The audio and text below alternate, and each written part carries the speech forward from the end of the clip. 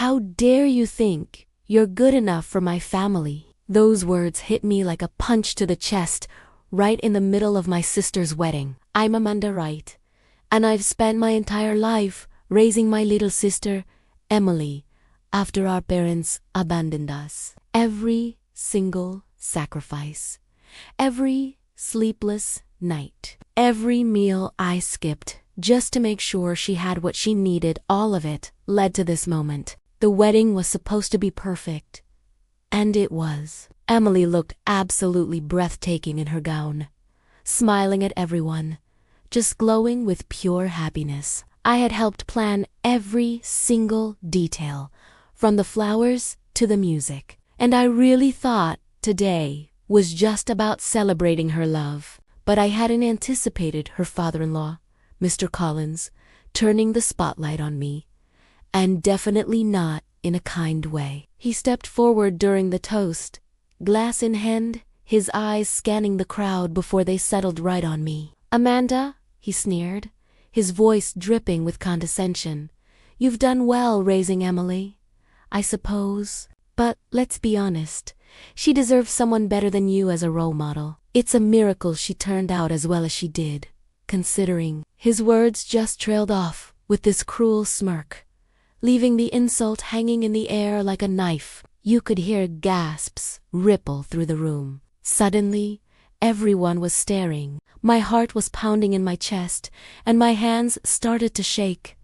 But I refused to let him see me cry. I wouldn't give him that satisfaction. In that instant, my mind flooded with memories. All those nights I stayed awake, helping Emily with her homework, patching up her scraped knees after she fell off her bike, working double shifts just so I could pay for her dance lessons. I remembered the birthday parties I planned all by myself, the college applications I helped her fill out, the countless hugs I offered when she felt lonely or scared. And suddenly, his pitiful insult felt so small, so insignificant compared to all of that. I took a deep breath, collecting myself, and stepped a little closer. "Mr. Collins," I said, my voice firm, making sure every single person in that room could hear me. "If raising Emily to be the kind, successful, and compassionate woman she is today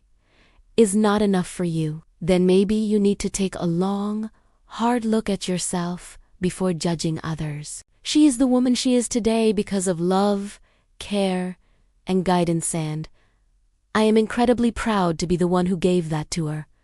The room went completely silent. You could have heard a pin drop. Emily's eyes were wide, and tears were forming, but I saw a spark of pride in them. She squeezed my hand and whispered, "Thank you for everything, Amanda. I wouldn't be here without you." That simple acknowledgement, right there, made every single struggle worth it. Mr. Collins just stood there, looking like he'd been slapped. He opened his mouth, probably to argue, but the stunned silence of the guests shut him down completely. No one spoke for a moment, and then Emily, my beautiful sister, stood up, radiant and composed. "Amanda is my sister, my guide, and the person who made me who I am," she declared to everyone. "And anyone who can see that doesn't get a place in my life for this family." A wave of relief and pride washed over me. This day wasn't just about Emily's wedding anymore. It was a moment that showed the world the strength, the resilience, and the unconditional love that built our little family from the ground up. Every insult thrown at me, every doubt, every hardship just faded away in the face of that undeniable truth.